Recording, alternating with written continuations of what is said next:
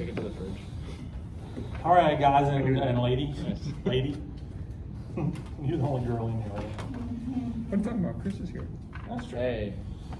Well, welcome to class, everyone. Here we are, day number 2. Half the class is here. And you guys are here at home. It's good to see you guys. So we're going to go ahead and get started with prayer requests today. What can we pray for? Nothing? Why don't we ask the audience? Is there anything you would like to pray for? Hey, do you like my welding mask? I do. It kind of sounds like you're talking into a microphone. Yeah. Yes, we've proven it scientifically yesterday. If you face the wall, the Right. sound will... Check this out. Hey guys, how are you doing? Isn't this amazing? It's like sound reflecting off, and now if I turn back this way, it sounds really weird like this. Yeah. Wait, turn back around. Hello, how are you doing, man? It's good to see you here today. Can you do it the other way? Hey man, how are you? It's good to see you here today. Wait, one more time. No, I'm good. Fool me once, shame on me. We're just Fool me trying once, to get shame. you No, dizzy. wait, huh? No. Well, let's open up with a word of prayer, and then we'll jump into a little bit of lecture today. Lord, we love you, and we just ask your protection over our campus and over our families, Lord, during this crazy time of COVID. And thank you for letting us have class, Lord. We just want to become better communicators. That's what this is all about. So help us in our small group interactions and our small group communication. And we just want to be more like you. That's what we want to be. So help us to be able to spread the gospel even clearer, and especially in small groups. And Lord, I know we got some concerns, we got some thoughts going on in our head, especially during this time of weirdness of having to wear these masks to class. Lord, and in school, and having to pay for it, and jobs, and friendships, and all, everything, Lord. It just kind of piles on. So Lord, will you just be God over all the situations in our lives? Meet every need that we have. And we're going to be faithful to give you the praise for everything that you do for us, because every good thing comes from you. It's all from you. So Lord, we just continue to seek your will. Let's have a great day today. In Jesus' name I pray. Amen. All right, get out you some writing utensils. We're going to do a little bit of lecturing today. You guys know that the way my classes go, I try to hit as much of the chapters as absolutely possible. But there's going to be parts of the chapter that I'm not going to touch because I just need you to catch that in your reading. But I thought it was important for us to start in chapter 1 and just kind of move through what the book tells us. And so if you've read it, I'm going to hit the highlights of it and we'll talk about it. And y'all don't be afraid to stop me and say, hey, or make a comment. You know my way everything goes in my class. Any funny stories between last time we got together? Anybody do anything stupid? No. No? Don't think so. All right, here's some true comments from people that they had to say about small groups. And these are from students. If God had ordered a committee to create the world, it would still be discussing proposals right now. Working in groups is like eating tofu. I'm told it's good for me, but it makes me gag. How about this one? I've had the swine flu and I've had to work in groups. I prefer the swine flu. How many of you guys, raise your hand if you like small groups? If your professor says, hey, all right, get in a group, we're going to do group work, raise your hand. I like some group work. Okay, some, right? Some. Yeah. What makes it a group that you hate to be in? If I'm the only one doing the work, or one of the only few doing the work. If you're one of the only ones doing the work, yeah, that's miserable. Or no one's communicating. That's also bad. Even if everyone's doing work, but no one's saying anything, that's not fun. Yeah, absolutely. What makes a group that you want to be in? Tell me, what's a group that you want to be in? I think some diversity is good. Obviously, because generally, like people that just tend to think and act the same way, usually you grow probably the most. Mm-hmm. So a little bit of balance and diversity kind of helps. Yeah, absolutely. Different trains of thought. Like I never thought about it that way. Different opinions. Absolutely. People that are reasonable. Yeah. Well, the book tells us this, that 58% of students hate group work. I get it. Most students don't. That's a majority of the people. But 83% say they'd rather not work in groups at all. Like 83% say, I want to do my own work. Just let me do it on my own. And I get it, man. Sometimes groups can be like the bane of your existence. But if you get into a group that's really clicking, it's got some diversity in it, different thought processes, man, you can really enjoy getting things done in a group. And what this class is all about is to help you and I become better leaders of groups and to be better members of groups. We're going to look how communication kind of cross applies to everything that we do, and especially when you guys get to your small group assignments. There's a term, and you might want to write this one down. It's called group hate, or highlight it in your book if you have it. The word is group hate. It's one word, group hate. It's the term used to describe how troublesome the group experience is for some. The term used to describe how troublesome the group experience is for some. And group hate is absolutely real.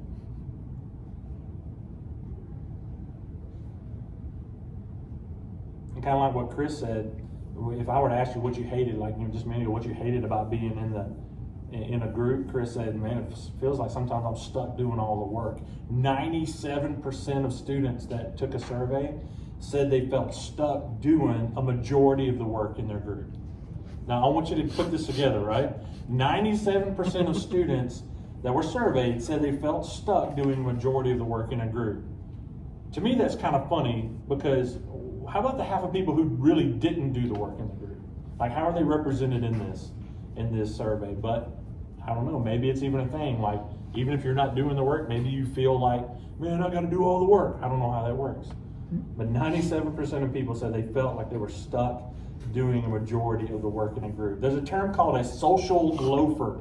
This is not a person who bakes bread. Dang it. I know. This is not PETA from Hunger Games. A social loafer is essentially a group member that underperforms in a group. A social loafer is a group member that underperforms in a group. And there's this really weird phenomenon that comes along with social loafers. Social loafing is like contagious. It's like a disease.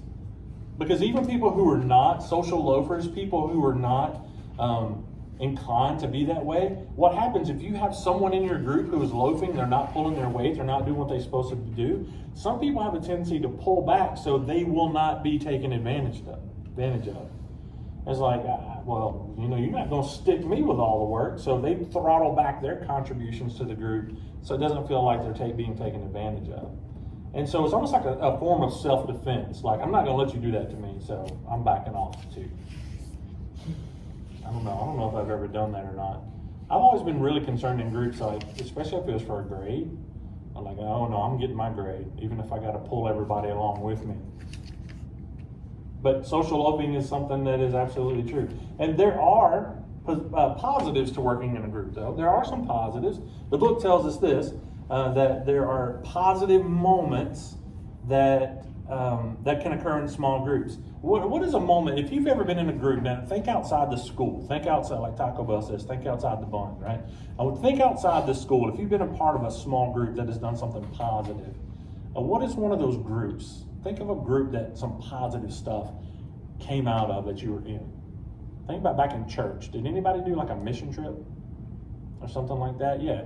So working in a small group like a mission trip could lead to some extremely positive results. What are some other kind of groups that maybe you're part of that could have a positive experience for you? Any sports team?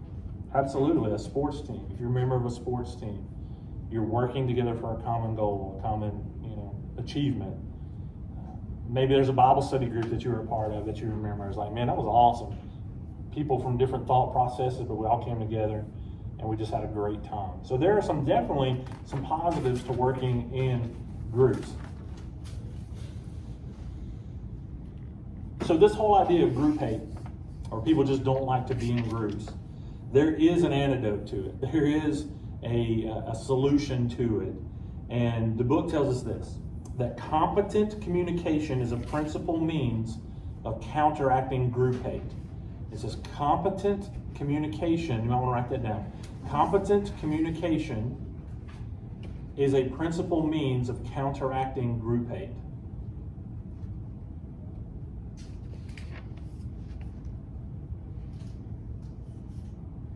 Like it's competent. Competent communication, yes. Just be any.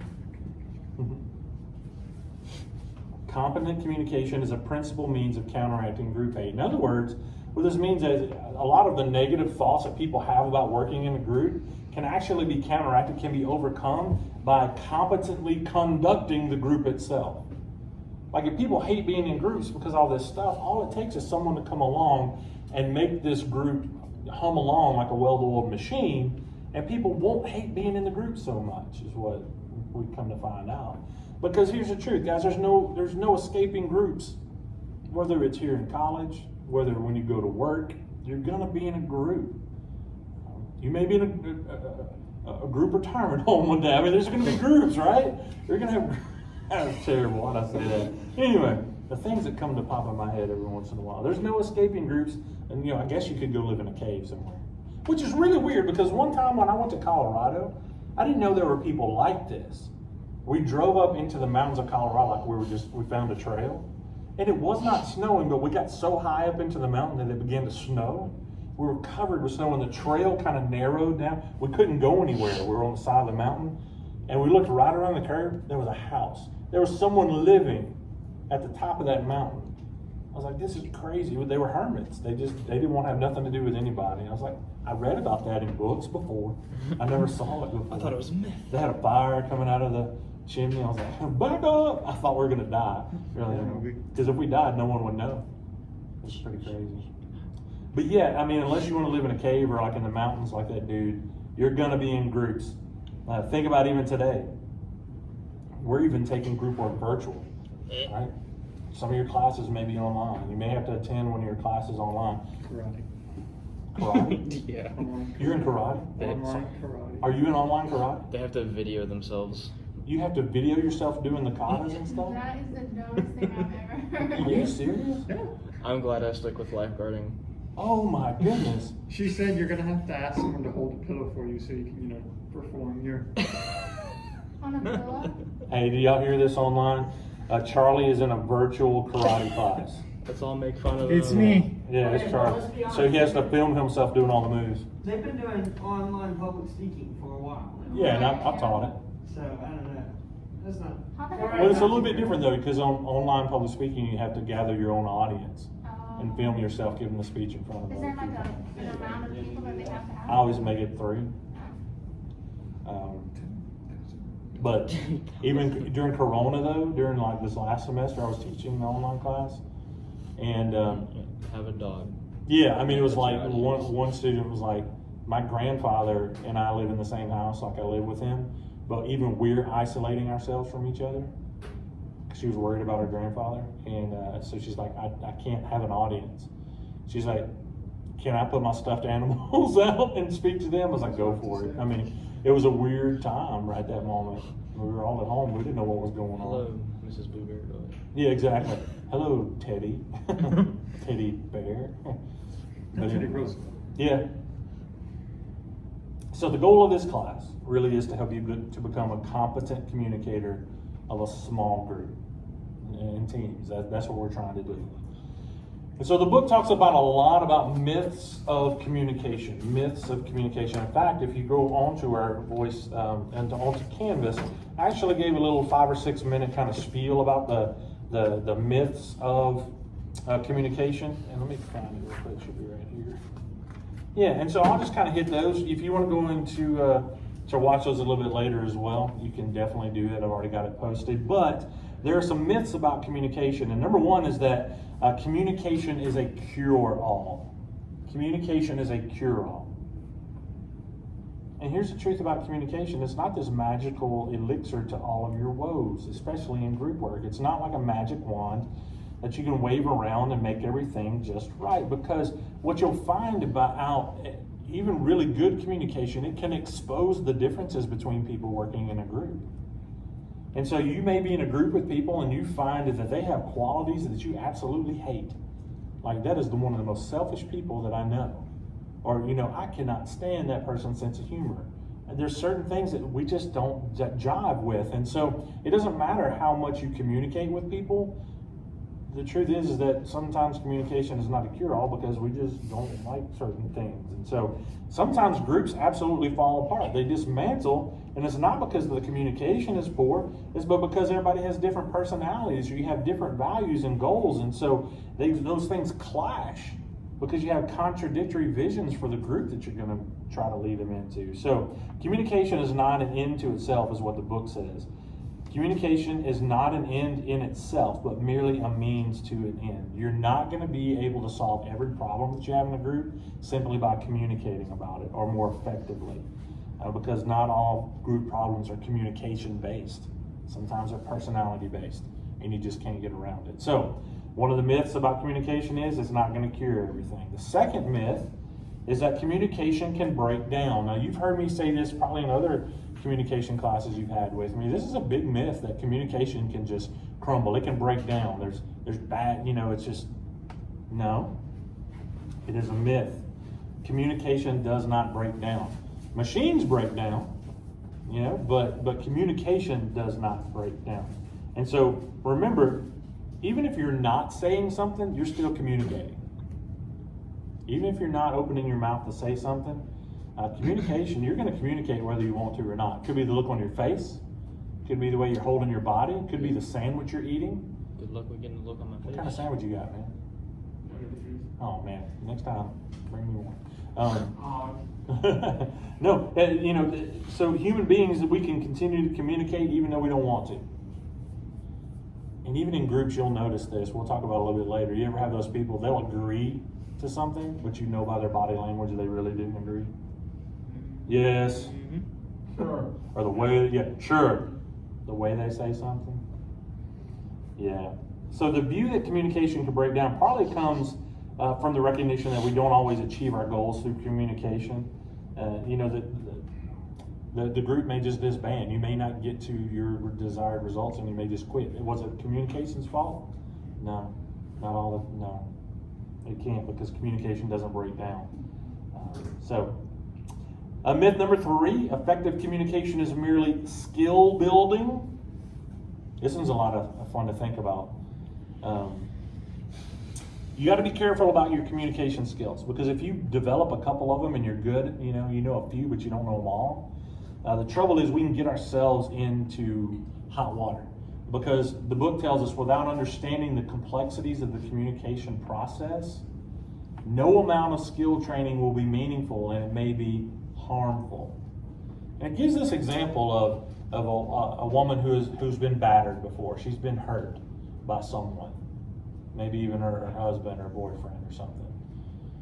And if you teach this person about being assertive, like standing up for themselves and being assertive, without understanding all the other dynamics of a family and the relationships that go into it, if you just say you need to stand up for yourself and be assertive, and that's what they roll back into their family life with, and they make that stand, it could be detrimental even to the point of death for that person. Now you're thinking, well, I told, she should stand. Yeah, but you got to remember all the other complexities too that surround it. Yes, you do need to stand up for yourself, but let's also remember these other things. So just because you're a master of a few things doesn't mean you should just roll out and do everything. You need to make sure you understand it all. Kind of a hard concept to think about, but effective communication is merely skill building is not true. That's a myth. And myth number 4, the last one, is effective communication is just common sense. It's a funny joke. It's just common sense. The book talks about something called hindsight bias. You ever had that, I knew that kind of tendency before? Sometimes we kind of overestimate our prior knowledge about certain things. And so once someone comes along and tells us the correct answer to something, we kind of have this whole idea that, we knew that all along. That's just common sense, right? Even though we may not have really had that fully in our brain at that moment. It's like once we get the correct answer, like, I knew that. And so we have to understand that communication is not just common sense. It's kind of like the idea of shooting your arrow into the wall, and then when it's stuck, you go then right the bullseye around it. Yeah, brilliant, right?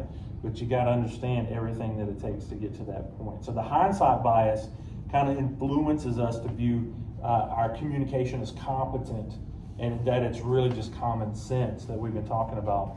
But if it is just common sense, miscommunication occurs a lot. So that doesn't even make sense to me. Like, if it's just common sense, why aren't we just right all the time?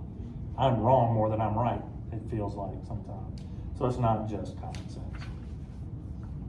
Nope. All right, any questions about what we talked about so far? Thoughts, comments, snide remarks? You got your book. Have you got your book in yet? It's over at the book. Okay, perfect. Have you got yours in yet? Okay, have you got yours in yet? All right, so we got 2 out of the 5. Yeah, absolutely. We're going to keep going. I just want to make sure that you've got them are coming in, because you're definitely going to need it. Because I'm only able to hit the highlights today. It's okay, I'm cheating off of Chris. Oh, perfect. Yeah. I'm gonna report you to him. Yeah, and then guess what I'm going to do? I wasn't Report you cheating. to the academic integrity committee. I wasn't cheating in class. What are you talking about? So the book talks about this. It goes on to say that communication is defined. Communication is defined. We talked about what communication is not. Now we're going to talk about what communication actually is. And so there's several fundamental principles that we need to kind of go over before we get into the really deep stuff about the groups and the small group. And the first thing is this, is that communication is transactional. In fact, this guy named Wendell Johnson, he says communication is actually a process with 4 different legs. 4 different legs. Now, if you've been in some of the communication classes with me or even with Dr. Bannon before, you know there's a ton of different communication theory models and all that kind of stuff.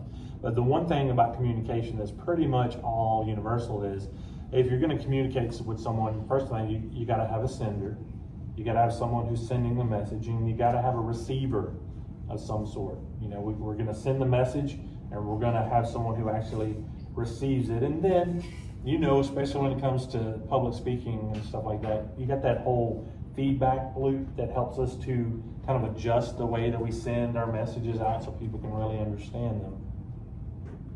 And in this transactional model, the one thing that we need to understand is that all parties really, what they do is they influence each other. Think about you in a group. You're sitting around with 4 or 5 other people, you're working on a task, you're influencing each other. You're putting out your ideas, and you may be really like gung-ho on one thing, and you're like, I'm passionate, I'm gonna insert my influence on everybody else to see this done.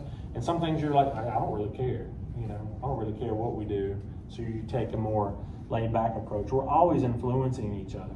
In other words, you can communicate differently with different types of people. Think about this. You're sitting with a group of friends, you're hanging out, and you say something like, you're in the student center and you say something to them just casually, right? But if it was your mama and daddy sitting right there, would you say the same thing? Or in the same tone of voice, or the same stuff? It's kind of like, you're sitting with your friends. I'm thinking about something my kids did when they were younger. Like, I'm gonna kill you, man. Like, would you look at your mom and dad like, I'm gonna kill you, man? No, you wouldn't do that. You would do it with a buddy that knows you're just joking. Or you wouldn't look at a police officer and be like, I'm gonna kill you, man. You wouldn't do that. And so we understand that we all influence each other. We have to just understand how, and the different roles and the different situations when we communicate. And so there's 2 dimensions of a message. You've heard this from me before. There's 2 dimensions. There's the content dimension and the relationship dimension. The content and dimension. You've actually heard me talk about this before, the denotative and the connotative. And so there's the actual legitimate message, the content of your message, what you actually are trying to say. But then there's that whole relationship aspect. If you make a bad grade in a class, let's say if Abby makes a C on my midterm, and she may be talking to Toby and say, man, Professor Manuel's dumb, man. You're talking to that. You wouldn't come to me and be like, Professor Man, you dumb, man. No, because we have different relationships. We have different relationships. I'm professor, he's peer, Even though the content is the same. He's dumb, I'm gonna get him to change my grade. Professor Manuel, would you consider looking over? We have a different relationship aspect to it. Don't call me dumb. That would be a dumb thing to do. See what I did there? See what I did? Maybe y'all did. So look at page 10, if you have your book. I feel personally attacked. There's only 2 of you, so. On page 10, there's some dialogue that we have here. So let's see. If you have it, you can just read along with me. I'll act it. I was going to have y'all act it out for me, but since you don't have your book, we'll just read it. So Ann says, we should meet to prepare our group presentation. And then Benny says, I can't meet until Wednesday night after 6:30. I work. Cherie says, Wednesday, say about 7 o'clock, works fine for me. How about the rest of you? David, no can do. I'm busy. Eduardo, well, get unbusy because our project is due in a week and we're way behind schedule. David, hey, Satan's spawn, come up with another time. Wednesday night doesn't work for me. Benny, come on, everybody, let's chill. No need to get ugly. Ann, exactly how busy are you on Wednesday night, David? Can't you change your plans? David, I'm busy. Let's leave it at that. Eduardo, well, because you're causing the problem, why don't you come up with a time that works with your busy schedule? Charisse, how about next Monday evening? And now I've got a schedule conflict. All right, so you can see there's different dynamics in a group, and here's what the dynamics are in this particular little bit of dialogue. See, in these groups, members are not just trying to schedule a time to meet. I mean, they are, but what they're also doing is maneuvering for power positions within a group. Who's the person who's trying to assert power here? And I mean, you don't know need their name. David. Yeah, David? David or... And Yeah, David is the one who's trying to say, look, y'all are going to work on my schedule. I know everybody else in the group can meet, but I can't, so therefore, we're going to work on my schedule. So sometimes you got to think about the different dynamics here when it comes to group work. Not only are you trying to do, people try to maneuver and jockey for powerful positions.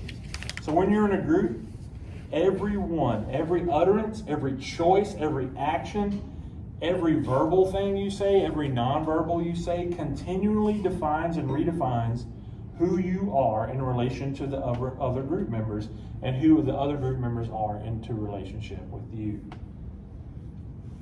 And what the book tells us this is individuals affect groups and the group affects individuals. It goes both ways. And so communication in groups is a continuous series of these transactions. You're going to have to give some, you're going to have to take some.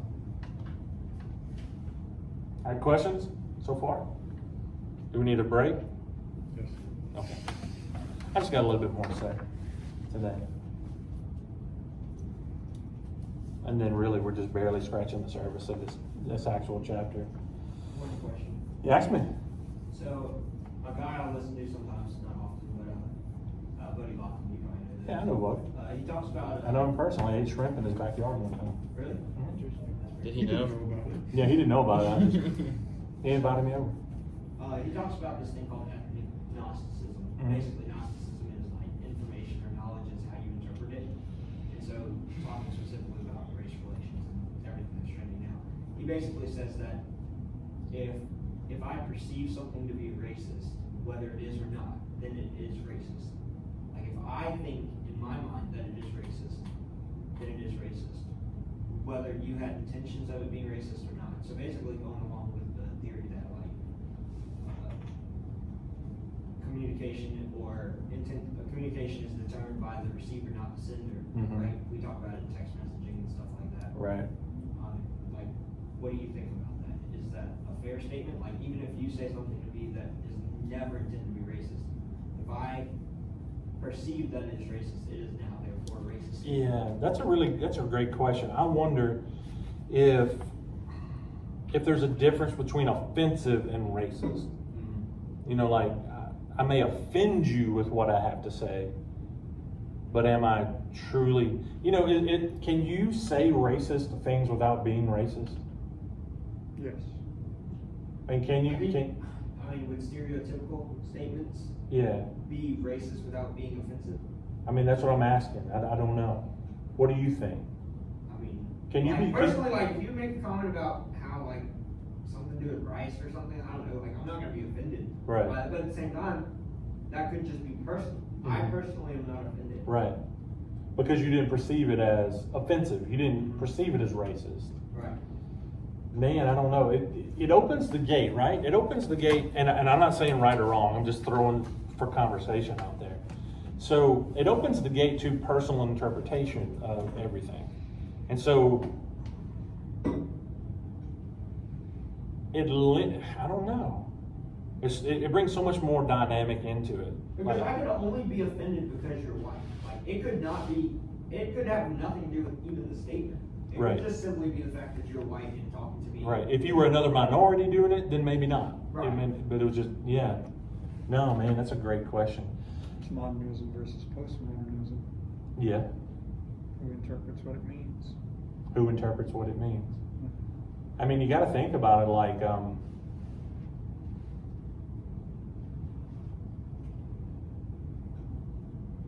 I mean, yeah, I'd have to, that would be a great conversation to have. I mean, basically, I'm sitting here thinking, man, if it's up to every person to decide what's racist or not, you're going to have a bazillion different interpretations of what is and what's not. Well, I mean, But I mean, I think that's happening now. oh yeah, it is, absolutely. Like, if a white cop pulled a white lady over and a black guy, and they had the exact same experience, one would walk away thinking it's normal, one would walk away thinking that it was offensive or racist somehow. Like, I got pulled over simply because I was black. Right. Even if 5 minutes ago, that white lady had got pulled over by the same cop. You know? Yeah, right. And then, like, you get into reverse racism, and, you know, like, can Yeah. minorities be racist toward white people, like, and things like that. And it's just like, So the question even goes further is, how is someone like how is the offender then to carry themselves?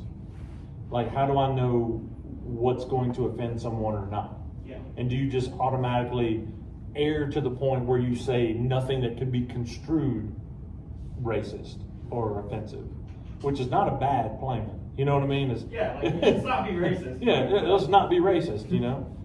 Step one. But like, I mean, someone, you could say, man, I saw a lot of rice farms in Asia, and then like somebody's like, man, that's offensive.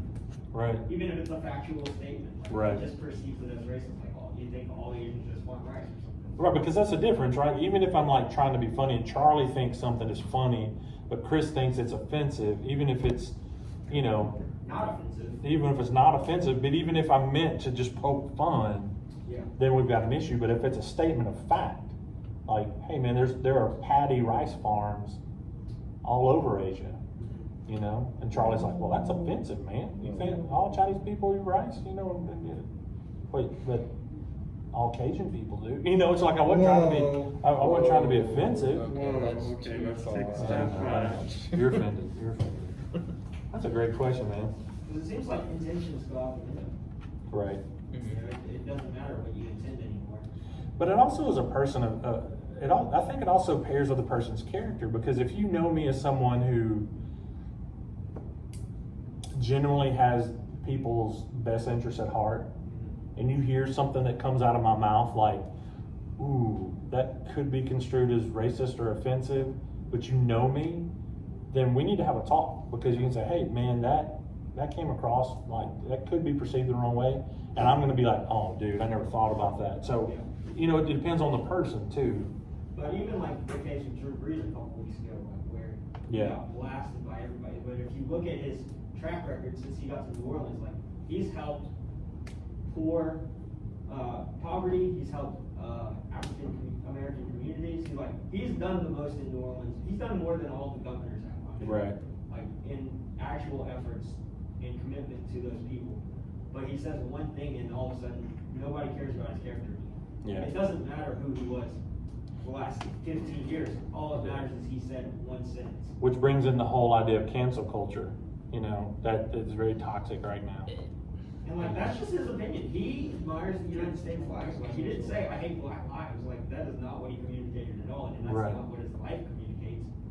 But simply saying that he has a personal opinion that differs from the majority of people, all of a sudden everything else about his life doesn't matter. Yeah. Chris, you had something to add on that, or just? I think it's just extremely political now. I don't think it really matters. I think it's just people trying to get votes. So it's an idea that's being placed in a lot of people's heads so that they can win. Maybe so. Got a lot of group mentalities, no one's Yeah. an individual anymore. Group thing. Yeah. A lot of group things. It's like, because, you know, if you're a Republican, well, obviously you're a racist, and if you're a Democrat, well, obviously you're, you know, a commie or whatever. You're all, all you killing babies. Everyone just start, bro, you're a commie too? Dude, Bro. what's going on, bro? Hey, we got our small group. All right, this is on record. You heard him. I didn't say it. All right, let's move on a little bit. We got another page and a half of notes to get to you today. So the book goes on and talks about how communication is a process. Not only is it transactional, it is also a process. And the book says it's like a continuous flow. Nothing stands still. There was a bumper sticker that once read, "Change is inevitable, except from vending machines." So communication is a process because of changes in events and relationships, they're just part of this continuous flow. Think about this. You ever seen a picture of the ocean? Seen a picture of the ocean before? And you take a picture of this big wave. Well, you can't understand everything about the ocean just because someone takes a still shot of one of the waves in the ocean. Like, there's way more stuff that goes on for you to understand. It's much more dynamic. It's about the tides. It's about the currents that go underneath. It's about the plants that you really can't see underneath, and the marine life, and the animals, and the plankton, and all these really cool things in the ocean. You can't really understand it just from one still picture. It's a continuous flowing model. And so you have to understand that it can't just be seen as one thing. It's a process. And if you've seen the theories, and you know that a lot of them are just circular, they just keep going and going and going and going during the communication process, and not just a one-time thing. It's like I always tell you, your lectures are better when you really dig into them, when you really propel your professor forward with your feedback. It's a process. You know, if you just sit there and just like, I'm just going to look at him like this all day, professor's not going to get into it. It's like, yeah, ask a question. Let's take a tangent for a minute. You know, let's talk about these kind of things. Let's, you know, it's just a process. So it keeps going and going and going. All right, a couple more things. It also says communication is as sharing meaning. Communication is sharing meaning. And it basically what communication does is help us make sense of the world. And these are kind of basic communication theory principles I covered in, you know, CA325. The world becomes a lot more meaningful through communication with other people. You really can't understand the world if you're socially isolated. That's why being isolated in a prison is one of the worst punishments ever, because you can actually drive people mad by keeping them alone. You know this from personal experience? I do. When I got out of prison a third time, no, you can't make meaning of the world with just yourself. And it goes all the way back to language, the idea of sharing your ideas and sharing your feelings and the things that you're thinking about and the experiences that you have had. All that kind of stuff helps us make sense of the world that we're living in. And it all goes back to our language. We've talked about this before, very basic theory. We share meaning with each other when we talk with our language. And so this could be, language is what we call the definition of language is a structured system, I can't even read it. Structured system of symbols for sharing meaning. A structured system of symbols for sharing meaning. And symbols are just representations of what the book calls a reference, which basically means whatever the symbol refers to. You've heard me talk about this all the time. Who in the world came up with the word elephant? Right? When I say the word elephant, what do you think about? An elephant. Something tall. Tall, gray, trunk, goes, right? One. But is an elephant really an elephant? Or is elephant the word that we've attached to that big, huge animal? I just want you to know that was a perfect elephant noise. I don't think I've ever heard a better elephant noise in my life. I appreciate that. I've been working. I took all night. Wait, let's try to turn around and do it that way. Okay. Do it again, do it again, do it again. Oh, yeah. Excellent, excellent. Yeah, good. Thank you. You made me laugh. America's Got Talent. Yeah, America's Got Talent ain't got nothing on me. Right? Yeah, the reason why, you know, this is a keyboard because in America we call it keyboard. This is the word we've attached to it. It's just a symbol that's attached to blew this. my mind with something like that one day. What do you do? Okay, so did Jonah get eaten by a whale or a fish? Uh-huh. And it's like, well, Bible says big You said fish. whale? Yeah, but that doesn't make sense because, you know, only a whale would be big enough to have that. So is there just like some giant fish going around eating people? And he's like, who gave that animal that ate Jonah? Who gave it the name fish? Like, I guess we did. Adam and Eve. Like, you know, who named the animals originally? Well, God, you know, kind of decided like these are the fish that live in the ocean and the birds in the air when he made them on day 4 or whatever. So everything in the ocean was a fish, quote unquote. And we came along and we were like, no, these are the fish and these are the mammals, these are the whales, and we made that distinction. I don't know if whatever I said just made sense. Oh yeah, I mean, that's why you can say fish, whale, whatever it was, Porpoise. porpoise. I Yeah. believe it was a shark. But here's the thing about symbols. Symbols have no meaning apart from you and I, though. I mean, they have no meaning whatsoever. And so, you know, we'll call a dollar because that's what we ascribe to it. It's kind of like on page 11, it talks about this funny situation where this guy's being talked to by a psychologist. You know the Rorschach test? You know the ink blots? Mhm. It's like they put some ink on it, just spread it all over the place. And so this guy, psychologist, holds up an ink blot and he says, "What do you see here?" And the guy's like, "I see 2 couples naked embracing." So he puts it down and he picks up another one. He's like, "What do you see here?" He says, "I see a woman taking a shower." He puts it down and he picks it up the third and he says, "What do you see here?"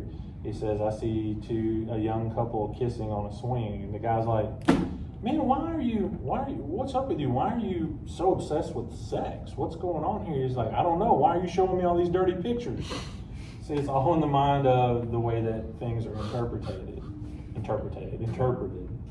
And so, yeah, interpreted. The meaning and the usage of words depends on a common agreement. And so this can lead to a lot of different mistakes. It's complicated by cultures.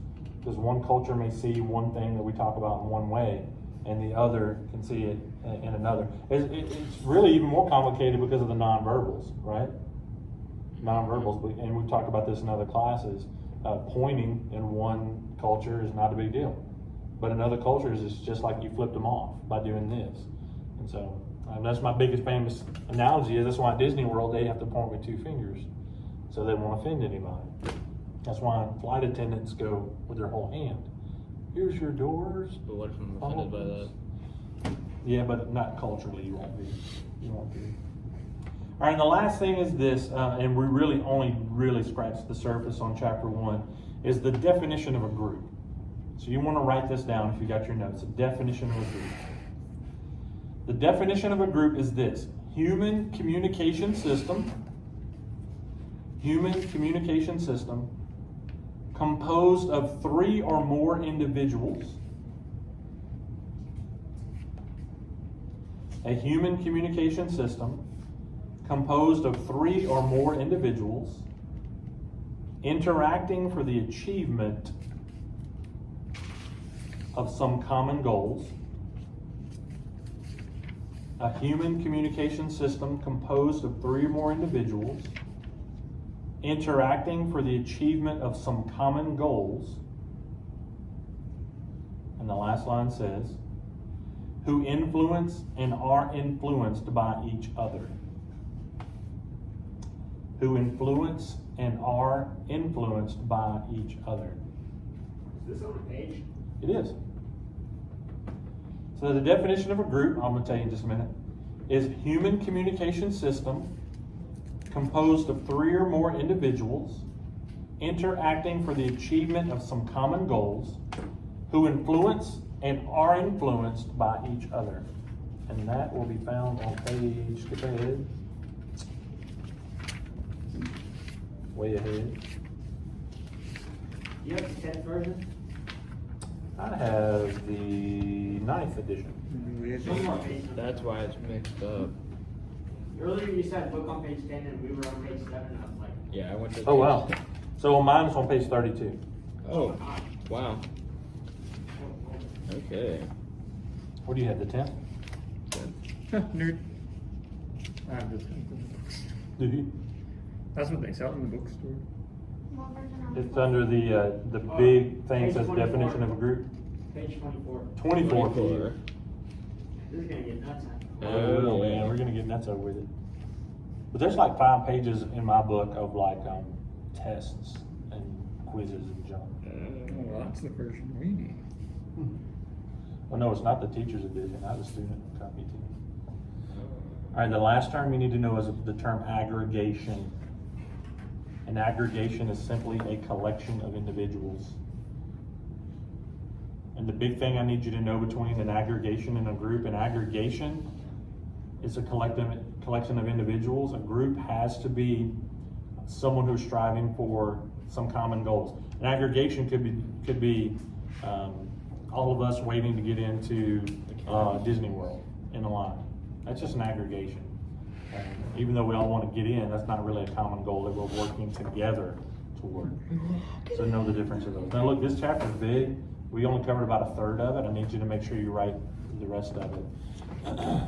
So, not write the rest of it, read the rest of it. I need you to go ahead and get that chapter, get your book in, write your chapter review on Canvas, 300 to 400 words about things you aha'd in this chapter. And as well as, we were going to do a video project, but I think I'm going to wait since only half of us are here. And we will do the video project maybe in class next time. All right, y'all have a good one.